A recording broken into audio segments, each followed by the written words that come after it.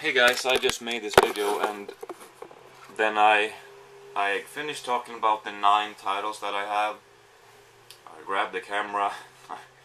I did not expect to see the time at 23 minutes, and that's too much. I don't feel like doing this again, but I don't want to make a 23-minute video where I only have 9 things to show. I mean, I guess I had a lot of things to say about some of them, but I'm just gonna try to do it quicker this time.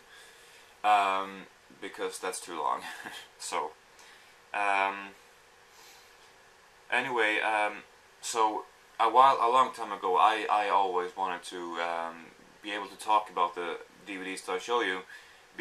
I wanted to have watched them before I showed them in the update, because I just wanted to be able to share my opinions. That's usually what I would say.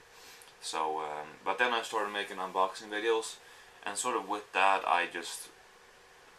I went with that. I stopped caring whether or not I had seen them or not. But now I wanna be able to talk about them, what I think about them. So I have more stuff over there, but I'm gonna leave that for the next one, because at least right now I wanna be able to talk about the things I've seen. I'm gonna start with a few movies that I don't have a whole lot to say about, and then the rest. This is first. We have Jack Frost, which it's a horror comedy about a killer snowman who does not look like that, but a really terrible movie, I have to say. I didn't like it. I didn't enjoy watching it. Some scenes were kind of fun, but I mean, I just didn't like it at all. There's a sequel too, which I'm not gonna watch anytime soon anyway. But yeah, Jack Frost. And then I actually noticed this just now. It has a hole in the top of it, but it's Leap of Faith. I don't really care what the movie is supposed to be about. If it has Steve Martin in it, I am buying it. And there is a couple still that I haven't seen. But I'm getting to them. This is Leap of Faith. I kind of enjoyed it, even though it has sort of a religious theme. I mean, it has a very religious theme, but it could also be seen as being sort of a spoof of the religious themes, because he play a con man, and they set up this tent, and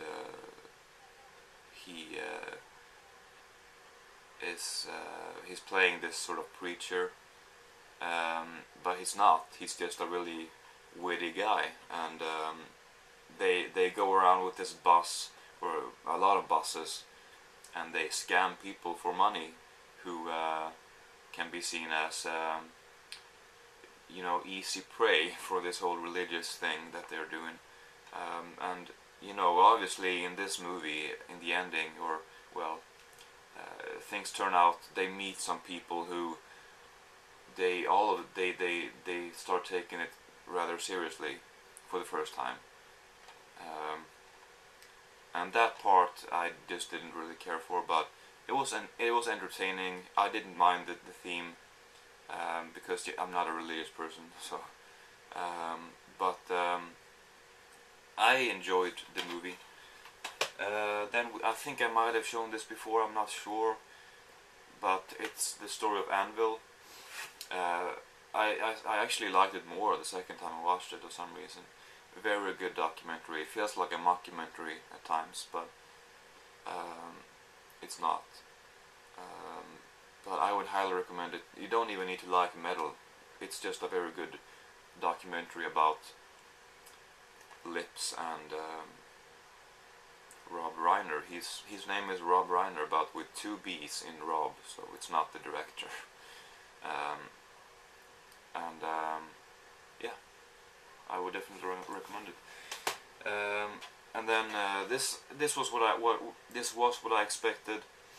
It's not a good movie, but it's a corny, cozy, kind of sweet family comedy. It's just that it was very corny, but I still kind of liked it, but it's not a good movie. Anyway, Getting Even with Dad. With I like Ted Danson. That's mainly why I got it. But I was thinking that Macaulay Culkin and Ted Danson, there could probably be some okay chemistry there. I don't like Macaulay Culkin really. I mean, I like the Home Alone movies, but I'm not really that interested in seeing him in anything else, to be honest. He's a really good actor, especially child actor, but I just don't like him that much, I guess. Anyway, that's those 4 movies that they were a bit cheaper. And now to the rest. First is a Blu-ray, and it's The Big Lebowski. I have this on DVD, but I wanted to upgrade. And this Blu-ray, the quality of this, I don't know if it's a Swedish release or not. It's a Scandinavian release, I think, at least.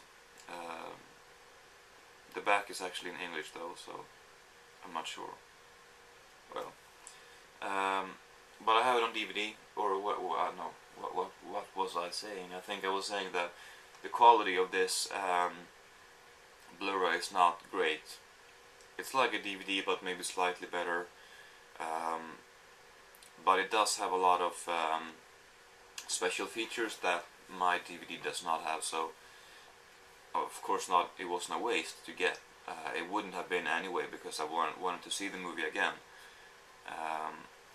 And with movies I want to see again that I have on DVD, if they're not just comedies or some movies that doesn't need to be upgraded, I usually want to get them on Blu-ray and watch them again like that. But yeah, I enjoyed it again. I've seen it about 3 times before, I think. And for me, watching a movie 4 times is a lot, but to most people I guess it isn't. But yeah, it's a great movie. Then we have a French documentary about World War II, or the concentration camps or death camps of World War II. This was made 10 years after the war ended. And it's Night and Fog, and it's actually the first Criterion that I have.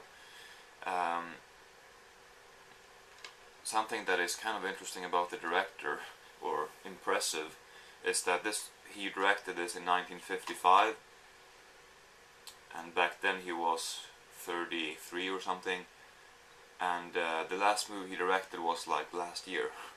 So yeah, that's impressive to me, and I think it's supposed to be a good movie too. So anyway, I think most people, they have seen rather upsetting and disturbing footage from World War II, archival footage and photos, and it's not pleasant to watch, but we have sort of gotten used to seeing that. I think most people have seen quite a bit of that kind of stuff. But what they show you in this one, I would say, is probably a little bit more than what most people have seen. So I guess a warning is appropriate before you watch this, but I think that most people will handle it because of what they might have seen before already. But still, it's very upsetting and disturbing, and especially for a movie from the 50s, it's extremely controversial. So and I don't think they wanted to release it. They wanted to, well, never mind. They talk about that in the interview here, which is an excerpt, I think, from a radio show in the 90s, only about 5 minutes, but that was a good interview that I enjoyed listening to with the director and the filmmaker. I would recommend you to check it out, but yeah, I guess a warning is appropriate, but I don't know. Then we have the only TV show in this update, and that is Episodes, which I've been wanting to get for quite a long time, and I'll mention I'm really happy that it was renewed for a 2nd season. I'm not sure if I usually say this exact thing that I'm about to say. I'm not sure if the 2nd season is if it has been filmed, if it's about to be filmed, if it's already started airing. I don't really keep track of that because I watch them when they're out on DVD, so I just wait for the DVD. But I'm really looking forward to the second season because I enjoyed watching this a lot. It's not a fantastic show, but I liked it. Yeah, with Matt LeBlanc obviously playing himself as the lead in the very, which ultimately becomes the very butchered version of these two British people's British TV show, sitcom, that they're approached by an American producer to make an American version of. So you know, it ends up being, I guess, both a negative and positive experience with these two, but as far as their show goes, it's probably a negative experience because things doesn't end up the way they hope, and the producer ends up not. It's revealed that he hasn't even seen their British original show, but I liked it a lot.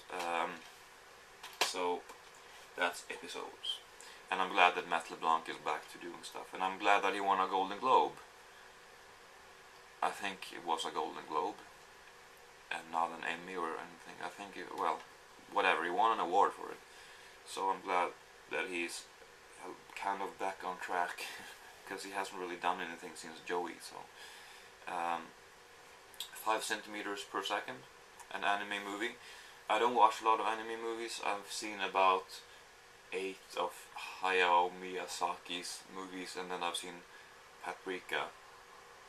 But if I've seen any more anime movies than those, and this one obviously, I don't know.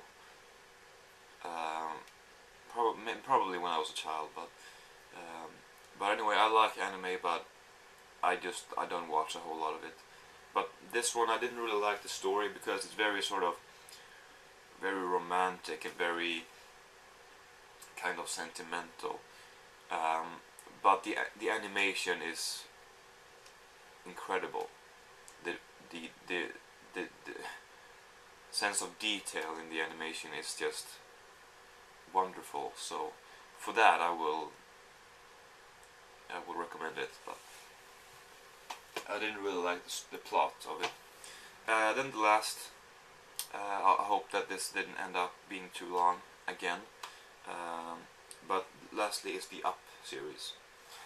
I talked a lot about this last take, and if you want to know more about it, I'll just should suggest that you look it up. I'm just gonna say the basics. It's a series from starting in the 60s with 7-Up.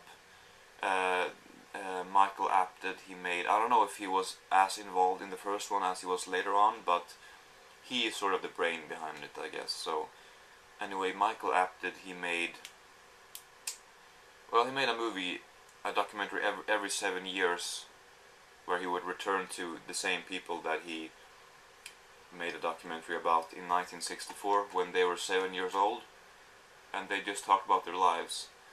And then they return to those people every 7 years, and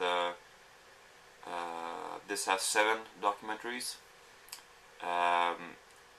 7-Up 14, 21, 28, 35, 42 and 49.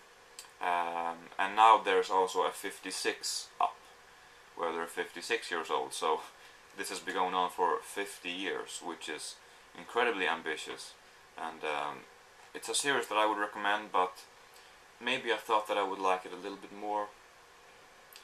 But I could see people who think it's worthless, and I could see some people thinking it's absolutely groundbreaking. It's definitely,